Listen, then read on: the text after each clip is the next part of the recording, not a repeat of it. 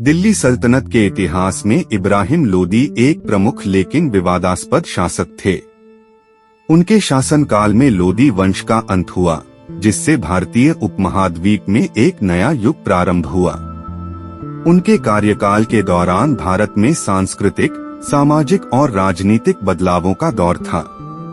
पानीपत की प्रथम लड़ाई में उनकी पराजय ने न केवल उनके साम्राज्य का पतन किया, बल्कि इसने भारतीय इतिहास में मुगल साम्राज्य का आगाज भी किया। एक प्रारंभिक जीवन और पारिवारिक पृष्ठभूमि। इब्राहिम लोदी का जन्म अफगान शासक सिकंदर लोदी के पुत्र के रूप में हुआ। उनके पिता ने दिल्ली सल्तनत पर मजबूत पकड़ बनाए रखी और साम्राज्य का विस्तार किया। सिकंदर लोदी ने प्रशासनिक और सांस्कृतिक क्षेत्रों में महत्वपूर्ण योगदान दिया था। उनके निधन के बाद इब्राहिम ने गद्दी संभाली, लेकिन उनका शासनकाल चुनौतियों और विवादों से भरा रहा। 2. लोदी वंश का इतिहास और दिल्ली सल्तनत में योगदान।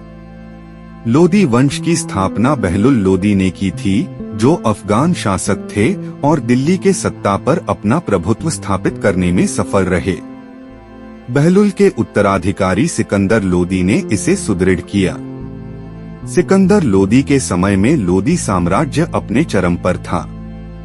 उनके शासन में दिल्ली सल्तनत एक सशक्त राज्य के रूप में उभरा। 3. शासन संभालने का संघर्ष। सिकंदर लोदी की मृत्यु के बाद इब्राहिम लोदी को गद्दी मिली, लेकिन उत्तराधिकार को लेकर दरबार में विवाद उत्पन्न हो गया। इब्राहिम की स्थिति चुनौतीपूर्ण थी, क्योंकि दरबार में कई विद्रोही तत्व सक्रिय थे और इब्राहिम के शासन को मजबूत करने के प्रयासों में बाधाएं उत्पन्न हुई। अफगान सरदारों का समर्थन प्राप्त करने में उनकी कठिनाई और दरबार में असंतोष उनके शासन के लिए चुनौती बन गया। 4. प्रशासनिक नीतियां और सुधार। इब्राहिम लोदी ने कई प्रशासनिक सुधारों का प्रयास किया।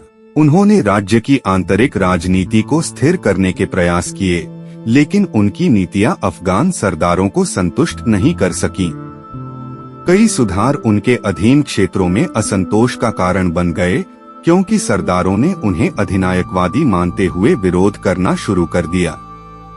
उनका केंद्रीयकृत शासन सरदारों को उनकी स्वतंत्रता से वंचित करता था।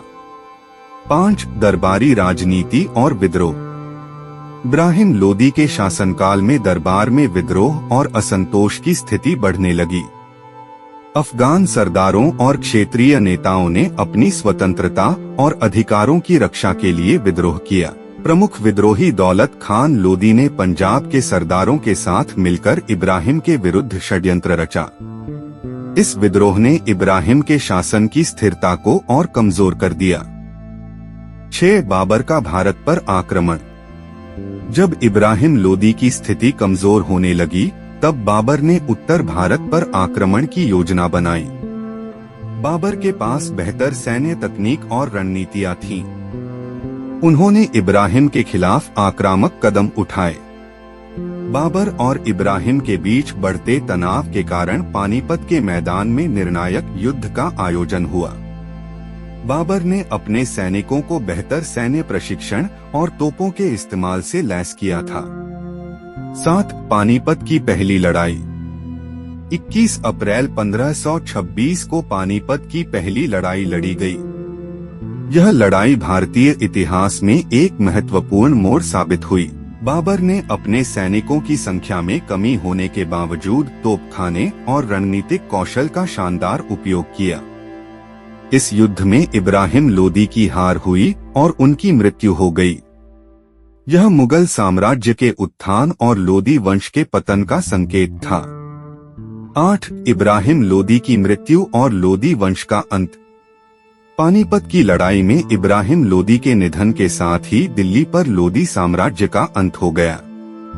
अफगान शासन का अंत और बाबर का आगमन भारतीय इतिहास में एक नए अध्याय की शुरुआत थी। मुगल साम्राज्य ने इसके बाद भारतीय उपमहाद्वीप पर अपनी पकड़ मजबूत की और एक नई संस्कृति और प्रशासनिक प्रणाली की नींव रखी। 9. इब्राहिम लोदी का सांस्कृतिक और स्थापत्य योगदान।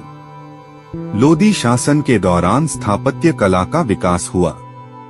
कई प्रमुख इमारतें और मकबरे लोदी स्थापत्य कला का उदाहरण हैं। इब्राहिम लोदी के शासनकाल में भारतीय कला, वास्तुकला और साहित्य को बढ़ावा मिला, हालांकि उनकी व्यक्तिगत उपलब्धियां सीमित रहीं। दिल्ली में लोदी उद्यान में उनका मकबरा उनकी स्थापत्य धरोहर का हिस्सा है। 10 मुगल साम्राज्य का उदय और राजनीतिक बदलाव। पानीपत की पहली लड़ाई के बाद बाबर ने दिल्ली पर अधिकार कर लिया।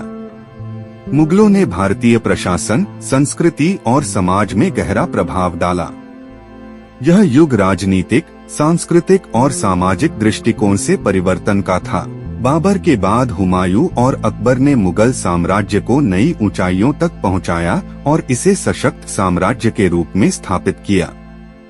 11 भारतीय इतिहास में इब्राहिम लोदी का महत्व। इब्राहिम लोदी का भारतीय इतिहास में महत्व विशेष रूप से उनके शासनकाल के अंत और मुगल साम्राज्य की स्थापना के संदर्भ में है। उनके शासन में लोदी वंश की कमजोरियां सामने आईं, जिसने मुगलों के लिए मार्ग प्रशस्त किया।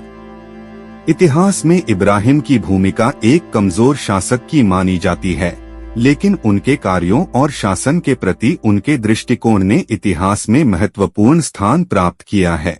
इब्राहिम लोदी का शासन एक कठिन दौर में आया, जब दिल्ली सल्तनत आंतरिक विद्रोह और बाहरी आक्रमणों का सामना कर रही थी।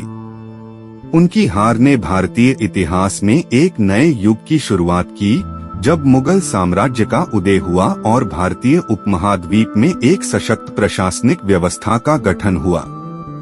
इब्राहिम लोदी की कहानी एक शासक के उत्थान और पतन की गाथा है, जो आज भी इतिहास में उनकी एक विशेष पहचान को जीवित रखती है। हेलो, नमस्कार दोस्तों, कैसे हैं आप लोग। मेरा चैनल सक्सेस इन्फोटेक कैसा लगा आपको और मेरा वीडियो कैसा लगा। अगर आपको अच्छा लगा तो आप लोग कमेंट कीजिए, लाइक कीजिए, सब्सक्राइब कीजिए।